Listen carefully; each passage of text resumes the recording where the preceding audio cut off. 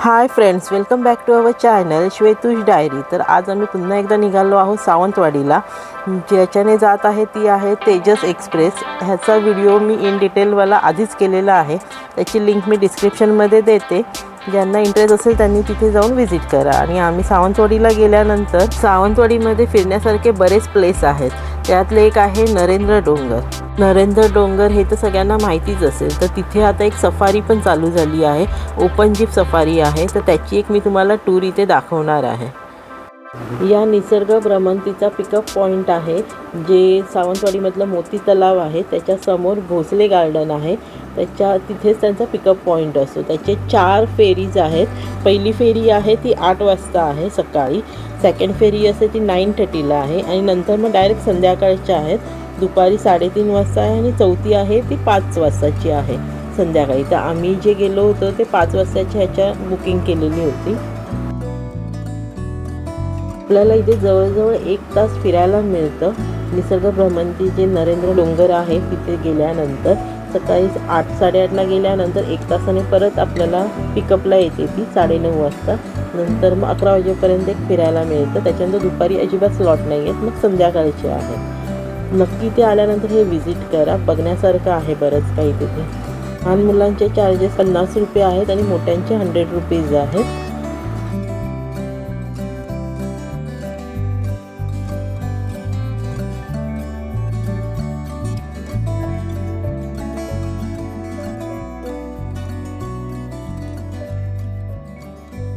आमच्यासोबत जे forest officer होते ते आम्हाला त्या इकडची चांगली माहिती पण देत होती, पुढे तुम्हाला ती ऐकायला मिळेलच। डिस्टेल पाम हे इथे जे आहेत ते पाम प्रजातीतले हे पाम प्रजातीतलं भेटल्यामुळे हे आता तो आपला हत्तीचा प्रॉब्लेम सुरू आहे तो दोडामारूमध्ये। आपल्याकडे वाईल्ड एलिफंट आहेत, तर त्यांचं आवडतं खाद्य कधी कधी जसे हा जो मोठा असते तो पाम, त्याला ते लागलेले बेरीज पण दिसतात खाली बघा। ते फळं जे आहेत ना ते आपल्या इथं कटिंदर असतील, जे सिवेट्स आहेत, आणि आपल्याकडे हॉर्नबिल पण आहेत, मोठ्या प्रमाणात पक्षी आहेत। ते सर्वांचं खाद्य, ते आवडतं खाद्य, त्याचे जे बेरीज लागलेले आहेत ना। आणि हत्ती सुद्धा याला कधी कधी फोडून पूर्ण आवडीनं खातो हत्ती पण। कोकोनट, अरेकानट जे आहेत त्यांच्यावर जी रेड विविल बिटल्स आहेत, जे पेस्ट म्हणून काम करते, त्याला एक बॅरियर क्रॉप म्हणून पण हे उपयोग आहे आपल्या सर्वांसाठी, की त्याच्यावर जी पेस्ट जाणार आहे आणि आपले जे काही कमर्शियल प्लांटेशन उद्ध्वस्त करणार आहे त्याच्यावर ऐवजी त्याच्यावरती पेस्ट जगते, आणि त्यामुळे आपले जे कमर्शियल प्लांटेशन आहेत ते सेफ राहतात। अशा प्रकारे आपल्याला सुद्धा उपयोगी आहे आपलं। या डोंगरावर मोठ्या प्रमाणात ऐन, किंजळ, सागवान आणि जांभा, जायलिया झायलोकार्पा, त्याच्या मोठ्या प्रमाणावर या स्पेसीज आहेत। नरेंद्र डोंगर आहे म्हणूनच जे मोती तलाव आहे त्याला वर्षभर आपल्याला पाणी दिसते। म्हणजे हा डोंगर आहे एक स्पंजसारखं काम करतोय, जे हाय रेनफॉलमध्ये सगळं पाणी स्टोअर करून ठेवतो, आणि जेव्हा उन्हाळा आपला येतोय त्यावेळेस हे स्टोअर हळूहळू रिलीज केलं जातं।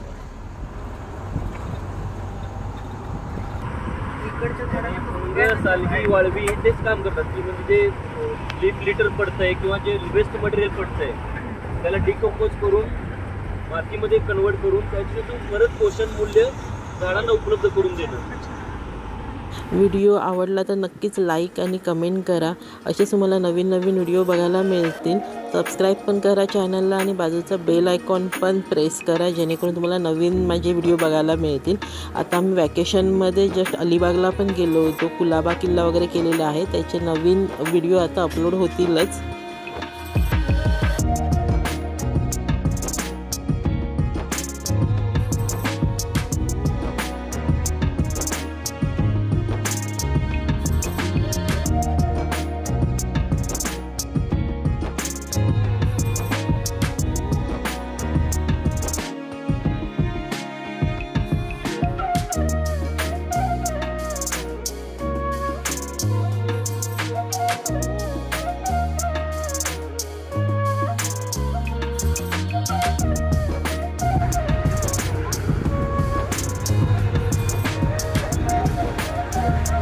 गार्डन एरिया त्यामध्ये आपण एंटर करतो।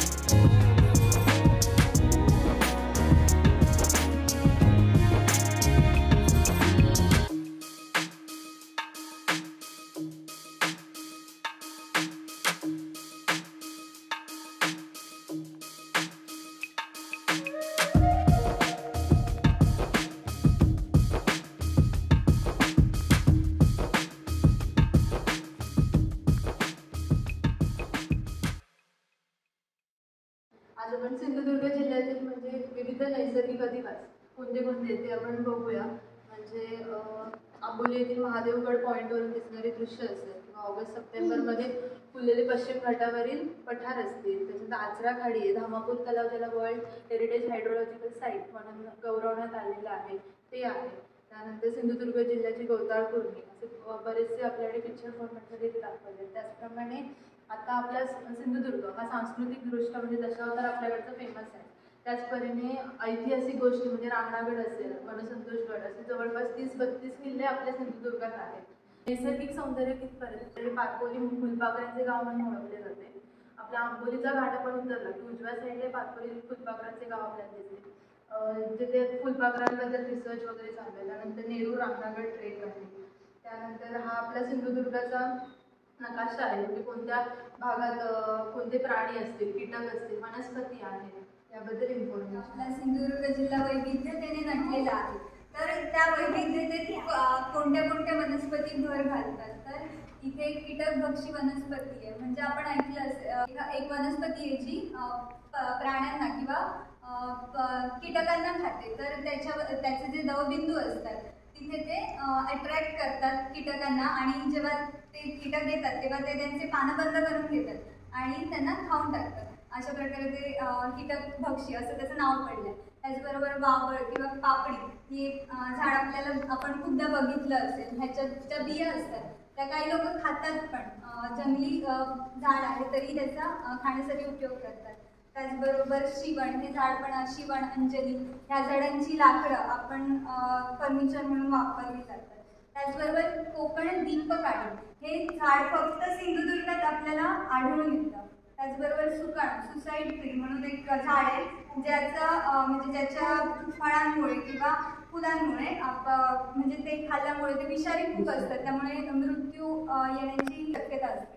आणि आतापर्यंत आपल्या भारतामध्ये जवळपास 53,500 प्रजाती कीटकांची नोंद झालेली आहे. असे बरेचसे फुलपाखरं आहेत. हे वाळवीचं आपण इथं बघितलं असेल. हे वाळवीमध्ये पण असं असतं, म्हणजे हनीबीजमध्ये जसं असतं ना राजा असतं, राणी असते आणि वर्गर बीज असतं, त्याचप्रमाणे टर्माइट्समध्ये पण सेम असतं. म्हणजे महाराष्ट्र राज्याचं फुलपाखरू, सगळ्या महाराष्ट्राच्या राज्यात फुलपाखरू असं नाव दिलं. आपल्या आजूबाजूला आपल्याला हे फुलपाखरं दिसतं, फक्त आपल्याला नावं माहीत नसतात. हे फुलपाखरू कोणतंही फुलपाखरू दिसल्यावर आपण फुलपाखरू असं बोलतो. वगैरे आपल्याला खूपदा दिसतात. नाव माहिती नसतात.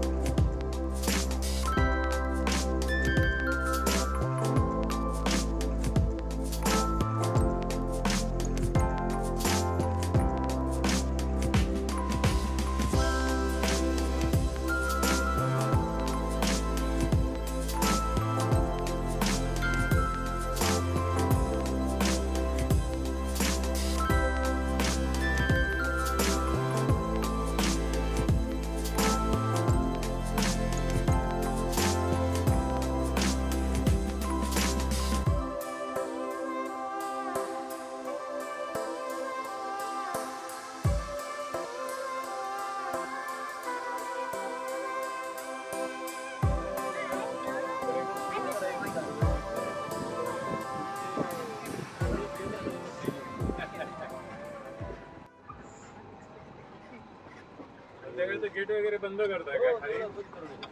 हे गेट, मधलं गेट, हे पुढचं गेट. हे आता बंद करून द्या. हो. आणि जेव्हा ते सुरू होतील ना त्यावेळेस मग आपलं इथं माणूस पण आपला तिथं मुक्कामाला असणार. तर मग फ्रेंड्स, तुम्हाला हा आजचा छोटासा व्लॉग कसा वाटला? आवडला तर मला नक्कीच कमेंट करून सांगा. आणि इथे कोण कोण येऊन गेलं आहे त्यांनी पण मला कमेंट करून सांगा की तुम्हाला कसं वाटलं तिथे यायला. आणि असेच नवीन नवीन व्हिडिओ बघण्यासाठी चॅनलला सबस्क्राईब करा आणि बेल आयकॉन पण प्रेस करा, जेणेकरून तुम्हाला माझे नवीन व्हिडिओ बघता येतील. ह्याच्यानंतरचे माझे काही व्हिडिओ आहेत ते अलिबागचे व्हिडिओ आहेत. अपकमिंग व्हिडिओ आहेत माझे ते आम्ही M2M रोरो बोटने गेलो होतो अलिबागला. ते कसं गेलो आहे, काय काय करायला लागतं, कशी बुकिंग आहे, त्याचाही व्हिडिओ मी ह्याच्यानंतरचा असणारे अपकमिंग व्हिडिओ आहे तो. तिथे आम्ही काय काय फिरलो तेही आहे त्याच्यामध्ये. म्हणजे कुलाबा फोर्टला गेलेलो अलिबागला जो आहे तो, त्याच्यानंतर किम बीचला गेलेलो, खाण्यासाठी कुठे चांगलं आहे तेही मी त्याच्यामध्ये सांगितलेलं आहे. तर नक्कीच सबस्क्राईब करा म्हणजे तुम्हाला नवीन व्हिडिओ बघायला मिळतील. आणि शेवटपर्यंत व्लॉग बघितल्याबद्दल थँक्यू.